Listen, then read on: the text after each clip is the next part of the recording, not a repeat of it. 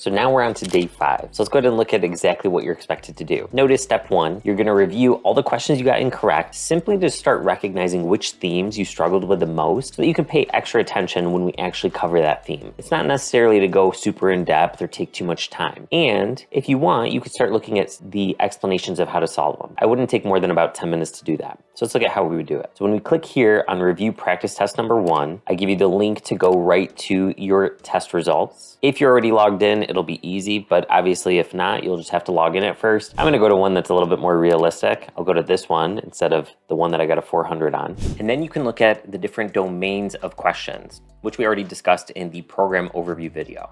Now the goal here is to look at the 4 domains for reading and writing, the 4 domains for math, kind of get a feel of which particular domains you're doing really well in and which ones you're struggling in. Notice it even says the difficulty level, with the goal obviously being that you're getting to the point where they're giving you all the level hard questions because you're just excelling that much on the test. Now something that is interesting is notice for the math, I have all full bars. However, I did, if you go to the math section, end up getting 1 question incorrect. However, that still produced a perfect score in the math section. And you can also recall from the program overview video that if we look at the table of contents, we can compare which domains we're doing really well in versus which ones we're struggling in. So that way, when we do cover those in class, you pay special attention knowing that it's something you need to improve on. Now here we see all the questions in their entirety. I think that could be a little overwhelming. So let's go section by section, reading and writing first. We'll go down here and you can see which ones you got correct versus incorrect. You can go ahead and click here to go to the next page. And you're gonna try to find the ones that you got incorrect. Click on review and look at the answer explanation to see why it is what it is and why it's not what you put. Sometimes the description will give you an idea of what theme it is. For example, here it mentions coordinating main clauses, which likely means that we're dealing with linking clauses. However, it would be much nicer if College Board outright said what that theme was, or even what domain it came from. Then once we X out of there, we can go ahead and continue this process, look for any questions we got incorrect with the same goal of just understanding the rationale, starting to kind of tuck it away in your mind. We'll get out of there and then we can finish it out for any remaining ones.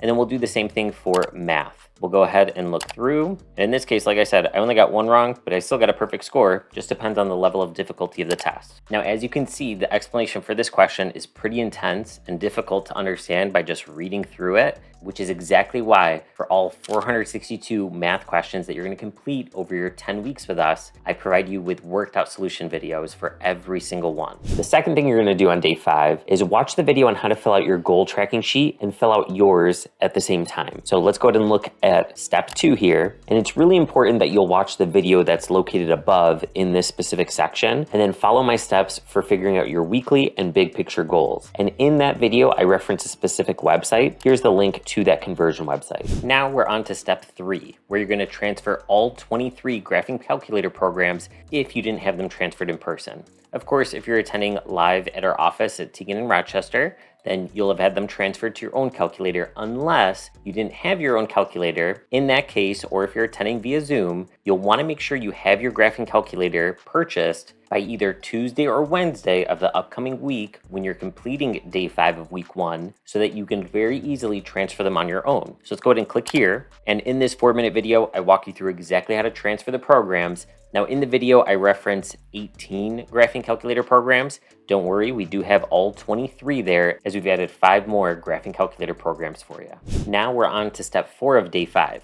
So you're gonna watch the graphing calculator programs tutorial video, and this part's really important, follow along on your own graphing calculator. So this is a 25-minute video right here, and I can't emphasize enough how important this is, since the math section is worth 50% of your composite score, and you get to use these graphing calculator programs. Knowing how and when to use each one is going to be so critical for avoiding silly errors and saving time so that you can reallocate to the more challenging questions. Now, something that's good to know, if ever your graphing calculator gets cleared by accident, you could always go back and transfer them since you have lifetime access to our platform. But after this video, our facilitator is going to show you this 2.5-minute video about how to archive the programs to prevent the proctor from accidentally clearing them. And even though you're really only assigned to watch this 25-minute video on day 5 of week 1, in future math practice weeks on day 5, when I say go through the entire calculator sheet while practicing on your own for 10 minutes, I'd really recommend watching that 25-minute video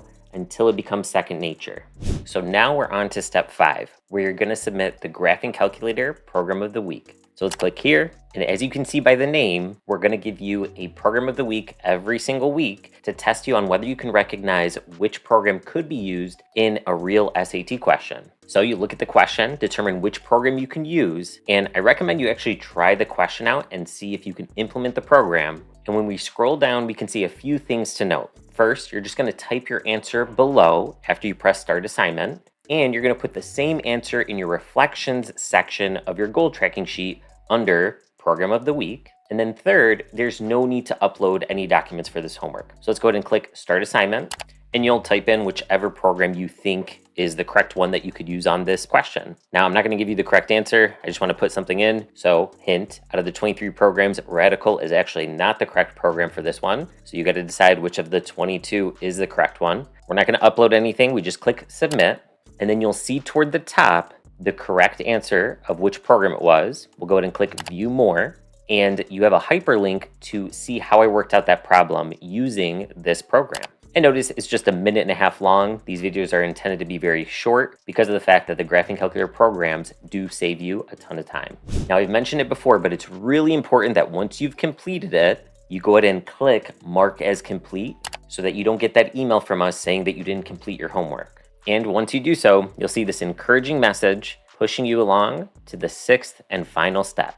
And now we're on to step 6, where we're going to go ahead and submit your homework by midnight the day before your next class. So let's go ahead and click here, and you can see everything that you're expected to submit during this first week of homework. Now, if you're in the small group program that's preparing for the April school test date, you'll only have 2 things to submit. You won't be expected to submit this third item, which is a PDF or screenshot of your confirmation email showing that you're signed up for the test. We always do that for every other group because we want to make sure that they've registered for that Saturday test date. But for the school day test date, you'll already be registered through your counseling department. But regardless, everyone's expected to do these first 2 items by 11:59 p.m. the day before your next scheduled class. So first, you'll submit your practice test number 1 score report, and notice you would go here, taking you to the specific part of the College Board website where your practice test results are. And it's really important that you watch this video, which is just over 2 minutes long, and I show you exactly how to download your score report as a PDF document. Once you follow those instructions, it'll be in your downloads folder. Once you've done so, I'd recommend you just drag it to your desktop so it's easily accessible. And now we're on to step 2, where we got to get the entire side of your current page of the goal tracking sheet, which in this case is page 1. And I'll show you a couple ways you could do this. So if you're an iPhone user, I'm a big fan of actually just going to the Notes, choosing the New Note feature in the bottom right corner, and then clicking the paperclip icon and choosing Scan Documents. Now this will be really helpful in my opinion for even your regular classes.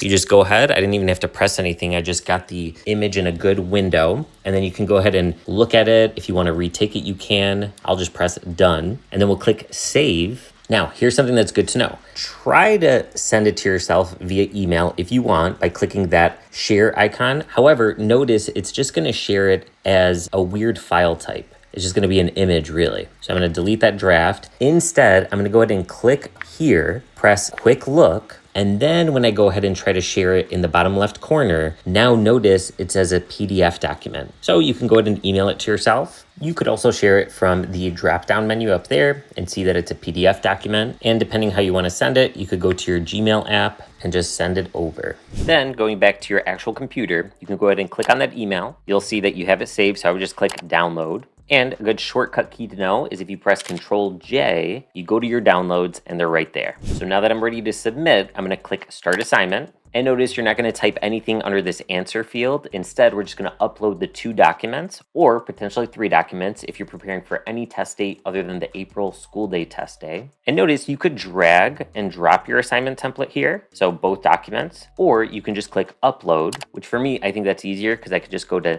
Downloads. And then they're the 2 most recent documents. I'm going to hold Shift and click on this one and just do both at the same time. I'll click Open and it'll download both of them into this section here. Or you could do them one by one. In case you're curious, you could also just drag them, However, sometimes we have some issues, and notice when I try to drag it, it just kind of is a little bit awkward. So for me, I'd rather just use the upload feature, because notice by trying to drag it, it totally got rid of the ability to upload more documents. So sometimes the software has some issues. So I would just upload. Now we'll go ahead and click submit, and you'll see this message saying that you successfully submitted your homework and affirming that's like you, which you'll better understand when you see the Mind Mastery Strategy of the Week in our next class. Couple final things to note. One is notice how on this example I provided of the goal tracking sheet, it was of the entire page, which is important. And then also you should have color coding like this. I can't tell you how many times we have people just totally disregard the color coding system that I thoroughly discussed in this 9-minute goal tracking sheet video. So make sure you're not one of those students. Also, even though the student did a great job of following those instructions, they should not have used pen, because notice anytime you want to make a tweak, then you have to just scribble it out or use whiteout. So let's always use a pencil for the goal tracking sheet. And then remember to mark the assignment as complete